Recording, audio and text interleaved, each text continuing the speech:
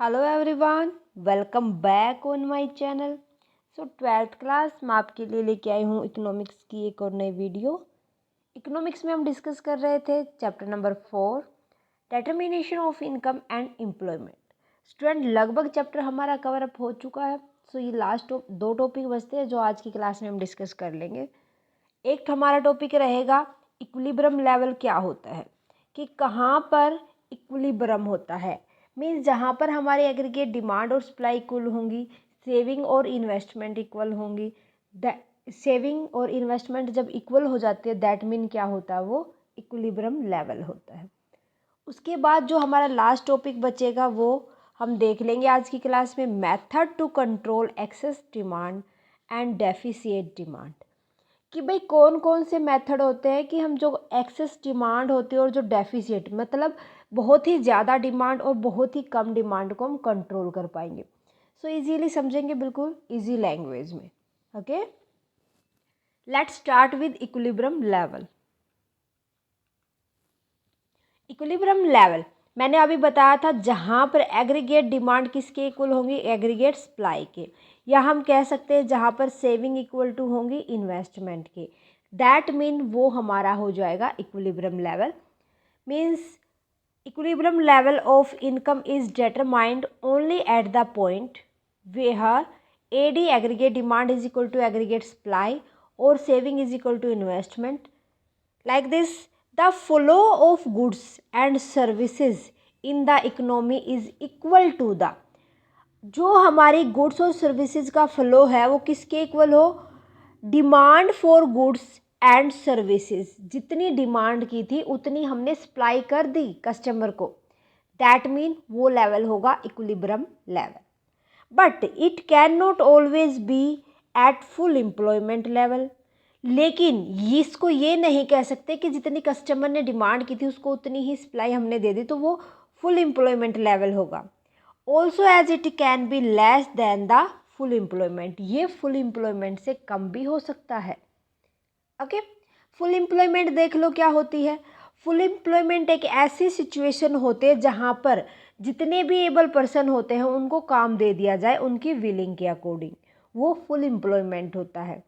Full employment is a situation when all those who are able, जो भी बंदा काम करने के लायक है, and willing to work, उसकी इच्छा भी है। ये नहीं कि वो लायक तो है, काम करने के योग्य तो है, बट उसकी इच्छा ही नहीं काम करने की, तो उस कंडीशन में फुल एम्प्लॉयमेंट की वो एक्सेप्शन आ जाते हैं वहाँ पर।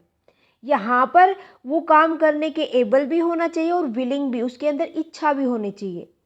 एट प्रीवेलिंग वेजेज रेट, जितनी उसके जॉब के अकॉर्डिंग, उसकी एबिलिटी के अकॉर्डिंग जितना उसका वेजेज रेट होना चाहिए उसके ऊपर।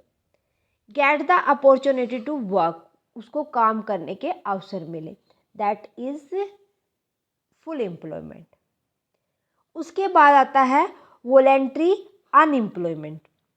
भाई देखो, अभी मैंने क्या बताया था कि कोई भी पर्सन एबल तो है काम करने के, बट उसके अंदर काम करने की इच्छा नहीं है, जो वेजेज रेट है।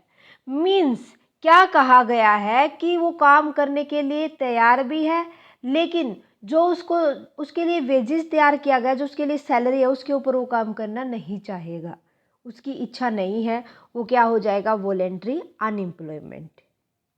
उसकी इच्छा से वो अनएम्प्लॉयमेंट है। नेक्स्ट है involuntary unemployment.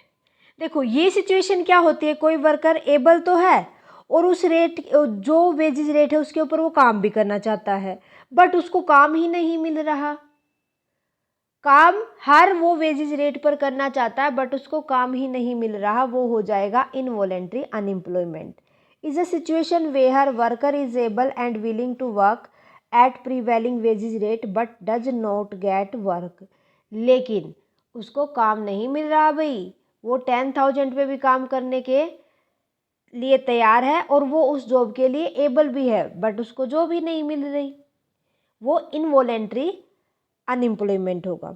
Under employment, under employment के अंदर वो सिचुएशन आ जाती है जहाँ पर कोई भी पर्सन एबल है काम करने के लिए जो उसकी वेजेस रेट है उसके ऊपर, लेकिन उसको जॉब नहीं मिल रही, तो इस सिचुएशन में भी हम क्या कह सकते हैं, अंडर एम्प्लॉयमेंट। जो ये ऊपर वाली सिचुएशन है इसको हम अंडर एम्प्लॉयमेंट भी कह सकते हैं। It's a situation where all those who are able to work at existing wages rate are not getting job, लेकिन उनको काम ही नहीं मिल रहा। It refer to that situation in the economy where AS is equal to AD means aggregate supply is equal to aggregate demand or saving is equal to investment but without fuller utilization of labour force. ये कौन सी condition बताई गई है भाई, वहाँ पर हमने labour force का फुली यूटिलाइज नहीं किया, तभी वो अंडर एम्प्लॉयमेंट के अंदर आएगी, ऊपर वाले इनवॉलेंट्री अनएम्प्लॉयमेंट। अगर इसके अंदर एक सिचुएशन आ जाए without fully utilisation of labour force, that is under employment. Then उसके बाद आती है एक्सेस डिमांड। ये एक ऐसी सिचुएशन होती है जो एग्रीगेट डिमांड एग्रीगेट सप्लाई से ज़्यादा होती है। किस लेवल पर, फुल एम्प्लॉयमेंट के ऊपर, कि लोगों को फुल एम्प्लॉयमेंट काम पूरा काम दिया गया है, उस कंडीशन में जितनी उन्होंने डिमांड की थी वो उतनी उनको सप्लाई नहीं हो पाती, that is called excess demand. So excess demand refer to a situation where aggregate demand exceed aggregate supply corresponding to full employment. समझ आ गया एक्सेस डिमांड क्या है। उसके बाद देखते हैं हम इन्फ्लेंसरी गैप। इन्फ्लेंसरी गैप क्या होता है भाई, वो देखो, is a gap by which actual aggregate demand exceed the level of aggregate demand required to establish full employment. Means ये कहा गया है कि फुल एम्प्लॉयमेंट देने के लिए, क्या करने के लिए, फुल एम्प्लॉयमेंट देने के लिए जितनी एग्रीगेट डिमांड की नीड थी, जितनी एग्रीगेट डिमांड की नीड थी उससे जो एक्चुअल में एग्रीगेट डिमांड थी, ये तो क्या हो जाएगी हमारे पास रिक्वायरमेंट, ये क्या हो जाएगी एक्चुअल। सो जो ये एक्चुअल जितनी ज़्यादा होगी इससे वो क्या होगा, इन्फ्लेंसरी गैप। ये हमारे पास मोर देन होती है, ये हमारे पास लेस होती है, ठीक है। तो वो कंडीशन जो ये बिन के बीच का गैप होगा वो इन्फ्लेंसरी गैप होगा। It measure the extend of excess demand. किस लिए हम देखते हैं इसको मेजर करके चलते हैं, ताकि हम एक्सेस डिमांड को एक्सटेंड कर सके। Got it. देन उसके बाद आता है डेफिसिएट डिमांड कम, जहाँ पर हमारी एग्रीगेट डिमांड एग्रीगेट सप्लाई से कम हो एट फुल एम्प्लॉयमेंट। यहाँ पर क्या होगा, aggregate demand is less then aggregate supply, aggregate supply से कम होंगी। When AD falls short of AS at full employment, it is called deficit demand. In other words, AD is less than AS at the level of full employment is called deficit demand. उस situation को हम क्या कहते हैं, deficit demand. उसके बाद आता है डिफ्लेंसरी गैप। इन्फ्लेंसरी गैप तो किन के बीच में था, कि जब हमारी एक्चुअल डिमांड ज़्यादा थी रिक्वायर्ड डिमांड से। यहाँ पर एक्चुअल डिमांड तो कम होगी और जो एग्रीगेट, जो हमारी रिक्वायर्ड एग्रीगेट डिमांड है वो हमारी ज़्यादा होगी। दैट मीन ये सिचुएशन क्या हो जाएगी, एग्रीगेट डिमांड जितनी भी रिक्वायर्ड है ये क्या आ जाएगी, required is more than aggregate demand जो हमारी एक्चुअल है उससे। मीन्स यहाँ पर क्या हो जाएगा, actual aggregate demand is less than the level of aggregate demand required to establish full employment. ये किस सिचुएशन को लेके चलते हैं भाई, फुल एम्प्लॉयमेंट को, कि लोगों को ज़्यादा से ज़्यादा काम दिया जाए। किस चीज़ को मेजर करने में हेल्प करता है, एक्सटेंड ऑफ डेफिसिएट डिमांड, कि हमारी जो डेफिसिएट डिमांड जितनी ज़्यादा है उसको एक्सटेंड करेगा ये। गॉट इट, क्लियर है। सो यहाँ से आपको 2 पॉइंट क्लियर हुए हैं, डेफिसिएट डिमांड और हमारी एक्सेस डिमांड। अब इनकी बात करते हैं कि कौन कौन से मेथड होते हैं जो ज़्यादा डिमांड को भी कंट्रोल करके चलते हैं और जो कम डिमांड होती है, डेफिसिट डिमांड होते हैं, उनको भी कम करके चलते हैं। देखो एक एक को अच्छे से समझते हैं। सबसे पहला है फिस्कल मेजर या फिस्कल पॉलिसीज। भाई ऐसी पॉलिसीज बनाओ जो ज़्यादा डिमांड होती है उसको भी कंट्रोल करके चलते हैं और जो कम डिमांड होती है उसको भी कंट्रोल करके चले।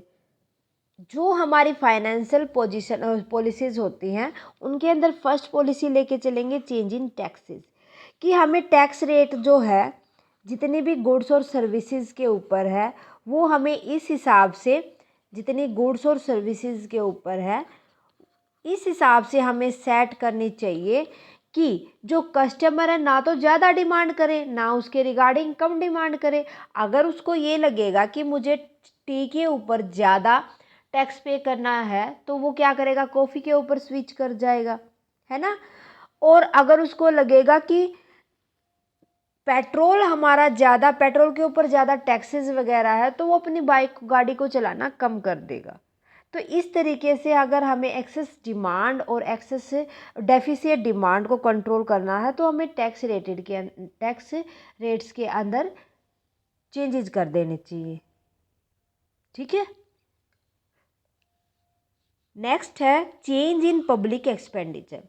किन में चेंज कर देना चाहिए, पब्लिक एक्सपेंडिचर में, कि गवर्नमेंट को चाहिए ताकि वो अपनी गुड्स और सर्विसेज के ऊपर जो डिमांड है उसको कंट्रोल कर सके, ना ज़्यादा हो ना कमी हो। तो पब्लिक जो एक्सपेंडिचर है सरकार ऐसे जो जनता है उनके ऊपर जो खर्चे हैं उनमें चेंजेस कर दे कि कहाँ पर सब्सिडी देनी है उनको, कहाँ नहीं देनी है। अगर ये सब चेंजेस कर देंगे तो अपने आप ही एक्सेस डिमांड और डेफिसिट डिमांड कंट्रोल में होगी, है ना।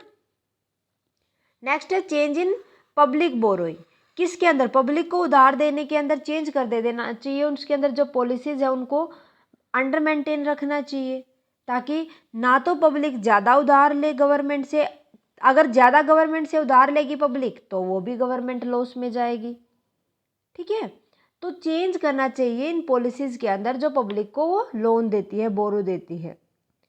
डेफिसिट फाइनेंसिंग, अगर किसी भी कंट्री के पास पैसे की कमी है या तो उसे नए नोट प्रिंट करने चाहिए या उसे बाहर से लोन वगैरह लेना है या किस तरीके की पॉलिसी अपनानी है ताकि वो डेफिशिएंसी को कंट्रोल में कर सके, तो वो पॉलिसी उसे अडॉप्ट कर लेनी चाहिए। इससे भी क्या होता है, जो हमारी एक्सेस डिमांड है और कम डिमांड है वो कंट्रोल में होती है। भाई हमारे देश के में पैसे की कमी होगी तो कहाँ से डिमांड पूरी होगी, तो डेफिशिएंसी होगी डिमांड के अंदर, है ना। तो इन चीज़ों के ऊपर अगर गवर्नमेंट कंट्रोल कर लेगी तो अपने आप ही एक्सेस डिमांड और डेफिसिट डिमांड में कंट्रोल हो जाएगा। ओके, गॉट इट, समझ आ गया फर्स्ट पॉइंट। सेकंड देखो फिर, मॉनेटरी मेजर और मॉनेटरी पॉलिसीज, वो थी फिस्कल पॉलिसीज, ये मेजर और फिस्कल पॉलिसीज। अब बात करते हैं मॉनेटरी के अंदर दो पॉइंट आ जाते हैं, एक आ जाता है क्वांटिटेटिव और एक आ जाता है क्वालिटेटिव या सिलेक्टिव मेजर्स।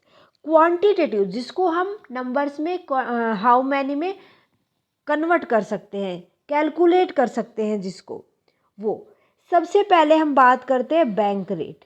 अगर गवर्नमेंट को एक्सेस डिमांड या डेफिसिएंसी डिमांड, जो हमारी डिमांड लेवल है वो उसको मॉडरेट करके चलना है या कंट्रोल करके चलना है तो उसके लिए उसे बैंक रेट में भी चेंजेस करने होंगे।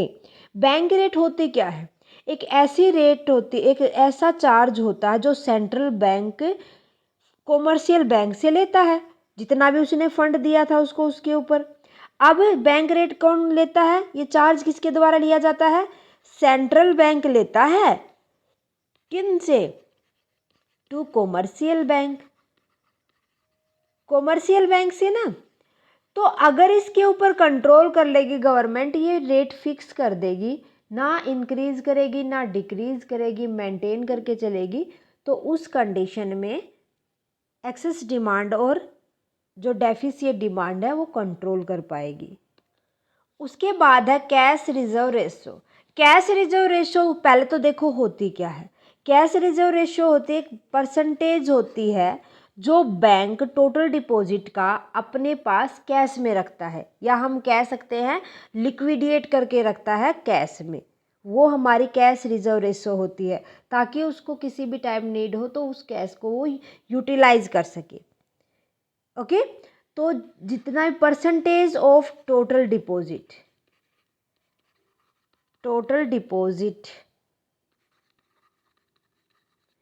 ठीक है। अब कैसे मेंटेन करके रखता है, मेंटेन एज लिक्विड कैश। जितना टोटल डिपॉजिट का परसेंटेज बैंक अपने पास कैश में रखता है वो कैश रिजर्व रेशो कहलाती है। अगर इस जो ये लिमिटेड कैश रखेगा कोई भी कंट्री अपने पास आरबीआई, तो उस कंडीशन में जब उसको कैश की नीड होगी तो वो यूज़ कर लेगा। तो डेफिशिएंसी डिमांड की तो यहाँ पर प्रॉब्लम आ ही नहीं सकती, ना ज़्यादा क्यों आएगी, क्योंकि जितनी पब्लिक को डिमांड आई है उसके ऊपर वो सप्लाई दे देगा। ठीक है, तो ये कंडीशन भी अगर कैश रिजर्व रेशो को कंट्रोल अंडर मेंटेन रखा जाता है तो भी हम एक्सेस डिमांड और डेफिसिट डिमांड को कंट्रोल कर सकते हैं। देन उसके बाद है statutory liquidity ratio, SLR. SLR होती है जितने भी कॉमर्शियल बैंक होते हैं वो अपने टोटल डिपॉजिट का, ये तो कौन रखता था, आरबीआई या सेंट्रल बैंक, और ये कौन रखेगा, कॉमर्शियल बैंक। जितना भी वो एज ए कैश रखते हैं, जितना वो गोल्ड में रखते हैं, और जितना वो अदर सिक्योरिटी के रूप में रखते हैं, अगर वो उसको कंट्रोल करके चलेंगे, उसके अंदर उन पॉलिसीज़ के अंदर चेंज कर लेंगे, तो भी जितनी भी एक्सेस डिमांड है या जितनी भी डेफिसिट डिमांड है उसको अंडर मेंटेन रखा जाएगा। ओके, देन उसके बाद है open market operations. Open market operation जैसे आपको नाम से ही पता चल रहा है, जब कोई भी गवर्नमेंट सिक्योरिटीज़ को ओपनली मार्केट के अंदर परचेज किया जाता है और सेल किया जाता है, या कोई भी कॉमर्शियल पेपर होता है जितना भी सेंट्रल बैंकिंग अथॉरिटी के द्वारा किसी भी पर्पज़ के लिए, चाहे तो वो मनी सप्लाई हो या कोई भी क्रेडिट वगैरह देना है, तो उसके लिए जितना सिक्योर रखा जाता है, जितना हिस्सा या जो भी सिक्योरिटीज़ परचेज की जाती है या कोई भी सिक्योरिटी सेल आउट की जाती है, पर्पज़ क्या होता है यहाँ पर, मनी सप्लाई या क्रेडिट, उधार देना या मनी सप्लाई। तो अगर इन सारी चीज़ों को कंट्रोल कर लेंगे बच्चा, तो अपने आप ही एक्सेस डिमांड और जितनी भी डेफिसिट डिमांड है उसको कंट्रोल में किया जा सकता है। सो क्लियर है क्वांटिटेटिव मेजर। अब देखते क्वालिटेटिव और सिलेक्टिव मेजर, जिनको हम मेजर करते टाइम हम इनको क्वांटिटी में तो लिख नहीं सकते, लेकिन इनकी क्वालिटी 100% अफेक्ट डालती है एक्सेस डिमांड और डेफिसिट डिमांड को कंट्रोल करने में। फर्स्ट देखो, मार्जिनल रिक्वायरमेंट।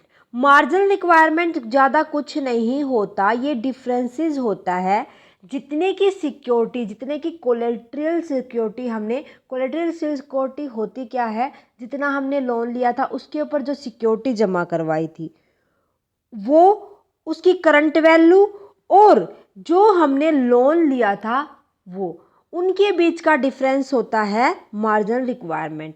मान लो कि हमने किसी कंपनी, किसी भी हमने कोई भी लोन लिया किसी भी बैंक से, हमने लोन लिया है भाई 1 लाख का, ठीक है, और उसके रिगार्डिंग हमने कुछ अपना गोल्ड दिया है उनको जो कि है हमारा 90,000 का।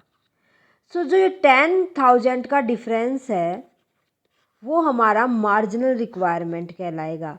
या ये हो सकता है कि हमारी 1 लाख की हमने लोन लिया था, उसके 110 की सिक्योरिटीज़ दी है, तो ये एक्स्ट्रा जो 10,000 होंगे ये किसके अंदर आएंगे, मार्जिनल रिक्वायरमेंट। दैट मीन जो ये हमने जितने का लोन लिया था या जितने की हमने सिक्योरिटी जमा करवाई थी उनका डिफरेंसेस जो या तो हो सकता है गवर्नमेंट को, कस्टमर को पे करना हो बैंक को, या हो सकता है कि बैंक को कस्टमर ने पे करना हो। तो ये सारी चीज़ें भी मेंटेन करके एक्सेस डिमांड और डेफिसिट डिमांड को कंट्रोल किया जा सकता है। Got it. उसके बाद आता है rationing of credit. Rationing of credit क्या होता है, एक सिचुएशन होती है जहाँ पर जो भी लेंडर होता है वो अनविलिंग होता है जितनी भी एडवांस एडिशनल जितने भी फंड होते हैं और जितना उन्होंने बोरो किया था जिस मार्केट इंटरेस्ट रेट के ऊपर उसको बचाने के लिए। मीन्स क्रेडिट राशनिंग के अंदर हम यही कह सकते हैं कि जितना हमने पहले लोन लिया था, मान लो हमने पहले 1 लाख का लोन लिया था और अब हमें नीड है 50,000 और लोन की, बट हम ये ही पे नहीं कर पा रहे, तो यहाँ से जो मार्केट इंटरेस्ट रेट है तो जो यहाँ पे ये 50,000 का है वो अगर हमें कैसे देंगे, वो नहीं दे सकते, इससे ज़्यादा उधार नहीं दे सकते क्योंकि हमने पहले वाला ही पे नहीं किया है।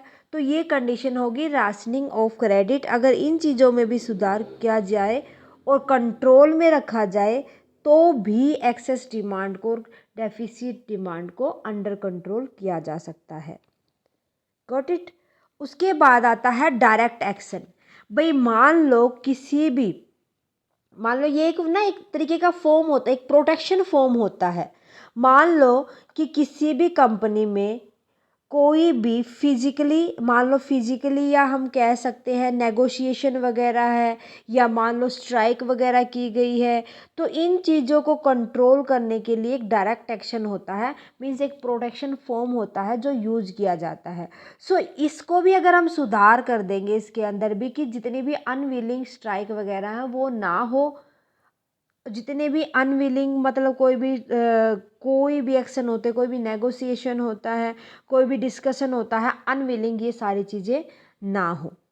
तो इस कंडीशन में भी जो डायरेक्ट एक्शन के ऊपर जितना भी हम डायरेक्ट एक्शन लेंगे जितना जल्दी, उससे भी एक्सेस डिमांड और जितने भी हमारी डेफिसिट डिमांड है उनको कम किया जा सकता है, उनको अंडर कंट्रोल किया जा सकता है।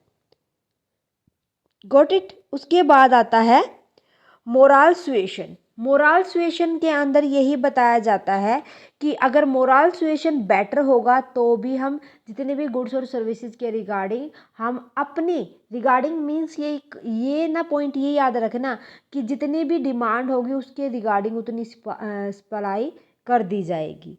मीन्स ना तो डिमांड ज़्यादा होगी ना डिमांड कम होगी। ओके।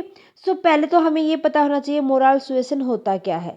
ये एक ऐसा एक्ट होता है जो किसी भी पर्सन को प्रिज्यूडिंग करके चलता है या कोई भी ग्रुप है उसको प्रिज्यूड करके चलता है, उसकी हेल्प करता है। कोई भी वे हो सकता है, चाहे वो रेथोरिकल हो, अपील हो उसकी, या परजुएशन हो, या उसकी इम्प्लिसिट या एक्सप्लिसिट थ्रेड कोई भी हो, उसके रिगार्डिंग कोई भी एक्शन लेना, कोई भी एक्ट बनाना, वो मोरल सुएशन कहलाता है। ठीक है। अब मोरल सुएशन की बात की जाए बैंक के रिगार्डिंग, तो जो रिक्वेस्ट की जाती है बैंक के द्वारा कॉमर्शियल बैंक को कि आपको ना इकोनॉमिक थ्रेड के अकॉर्डिंग ही जितने भी नॉर्म्स होंगे वो फॉलो अप करने पड़ेंगे। अगर आरबीआई ये सारी की सारी कॉमर्शियल बैंक और जितने भी सेंट्रल बैंक है उनसे रिलेटेड अगर ये स्ट्रॉन्ग कर दे, ठीक है, ये रिक्वेस्ट ना करके वो जितने भी स्पेसिफिक मेजरमेंट है इकोनॉमिक थ्रेड के उनको कंट्रोल में लेके चले, तो भी जितनी भी एक्सेस डिमांड है और जितनी भी डेफिसिट डिमांड है उसको अंडर कंट्रोल किया जा सकता है। Got it. समझ आ गया। सो ये कुछ मेथड थे जिनसे हम ज़्यादा डिमांड और कम डिमांड को कंट्रोल में कर सकते हैं। इवन जो हमारा ये चैप्टर था determination of income and employment, वो हमारा इसी टॉपिक के साथ कंप्लीट होता है। उम्मीद करती हूँ पूरा चैप्टर आपको अच्छे से समझ आ गया होगा, कहीं भी कोई भी डाउट नहीं होगा। फिर भी बच्चा कहीं कोई डाउट आता है तो प्लीज़ मुझे कमेंट करके बताएं। साथ के साथ कमेंट सेक्शन में लिख दे क्लास कैसी लगी, अच्छी लगे तो प्लीज़ लाइक और अदर स्टूडेंट के साथ ज़्यादा से ज़्यादा शेयर करें। स्टूडेंट्स, अगर आपने अभी तक साया कॉमर्स क्लासेस को सब्सक्राइब नहीं किया है तो आपसे रिक्वेस्ट है फटाफट से सब्सक्राइब कर ले, बेल आइकन को दबा ले ताकि आने वाली क्लास की नोटिफिकेशन आपको मिल सके। मिलते हैं नेक्स्ट क्लास में विद चैप्टर नंबर नेक्स्ट।